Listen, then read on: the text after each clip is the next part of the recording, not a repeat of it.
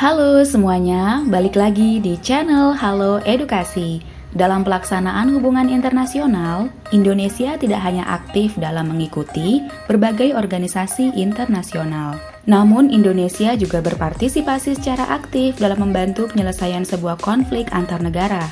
Dalam perannya, Indonesia semaksimal mungkin bersikap netral dan tidak memihak pada salah satu pihak. Hal itu merupakan cerminan dari prinsip politik yang dianut oleh Indonesia. Selain itu, tindakan yang dilakukan Indonesia ini juga bertujuan untuk menjalin silaturahmi apabila sewaktu-waktu Indonesia memerlukan bantuan balik. Partisipasi Indonesia dalam upaya menyelesaikan konflik dapat terlihat dari keikutsertaannya pada Jakarta Informal Meeting atau GIM. Jakarta Informal Meeting merupakan sebuah pertemuan yang diadakan oleh Indonesia dalam rangka untuk menyelesaikan sebuah konflik melalui jalur diplomasi. Pelaksanaan Jakarta Informal Meeting atau GIM dilatar belakangi oleh adanya peristiwa penggulingan kekuasaan pemerintah yang terjadi di Kamboja. Peristiwa itu terjadi saat perang antara Kamboja dengan Vietnam masih berkecamuk pada tahun 1979. Konflik itu mendorong Indonesia untuk berpartisipasi dalam proses penyelesaiannya. Jakarta Informal Meeting dilakukan sebanyak 2 kali, GIM 1 pada Juli 1987 dan GIM 2 pada Februari 1989 di Jakarta. Dalam pertemuan itu, Thailand mengajukan dirinya untuk bertindak sebagai mediator. Dalam pelaksanaan GIM dihadiri oleh masing-masing perwakilan, baik dari Vietnam maupun dari Kamboja. Pemimpin Kamboja, Hun Sen, termasuk Heng Samrin, datang untuk menjadi perwakilan dari Kamboja.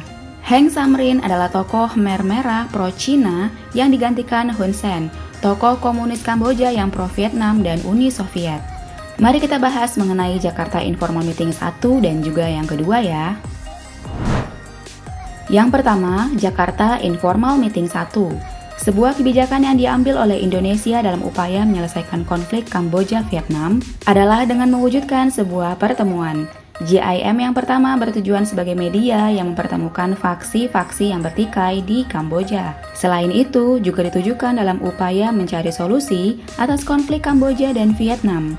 Dalam pelaksanaannya, Indonesia berupaya untuk menjadi pihak sentral. Hal itu dilakukan untuk melancarkan upaya mediasi dalam menyelesaikan konflik internal Kamboja dan Vietnam.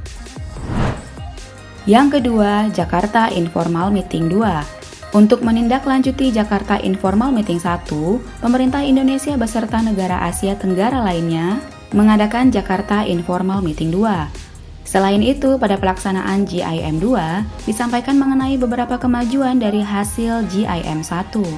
Keputusan yang berasal dari pertemuan GIM 1 dan GIM 2 dilaporkan pada Menteri Luar Negeri yang kemudian akan disampaikan dalam KTT atau Konferensi Tingkat Tinggi ASEAN di Brunei Darussalam. Penyelesaian melalui jalur diplomasi ini dirasa sangat tepat bagi Indonesia agar tidak mengakibatkan adanya korban jiwa dalam konflik bersenjata antara Kamboja dan Vietnam. Selain itu, penyelenggaraan Jakarta Informal Meeting ini bertujuan untuk mewujudkan perdamaian dunia, khususnya pada wilayah Asia Tenggara. Kemudian, dengan penyelenggaraan Jakarta Informal Meeting mampu berdampak pada peningkatan citra Indonesia di mata dunia. Hal itu disebabkan karena GIM adalah diplomasi pertama yang dapat secara sukses diselenggarakan oleh Indonesia.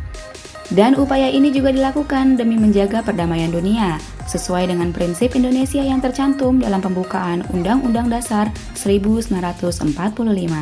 Demikian latar belakang dan sejarah Jakarta Informal Meeting atau GIM.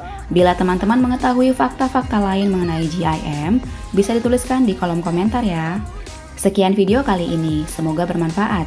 Dan jangan lupa untuk like dan subscribe serta aktifkan lonceng notifikasi agar kalian tidak ketinggalan video-video terbaru dari channel Halo Edukasi. Sampai jumpa di video selanjutnya.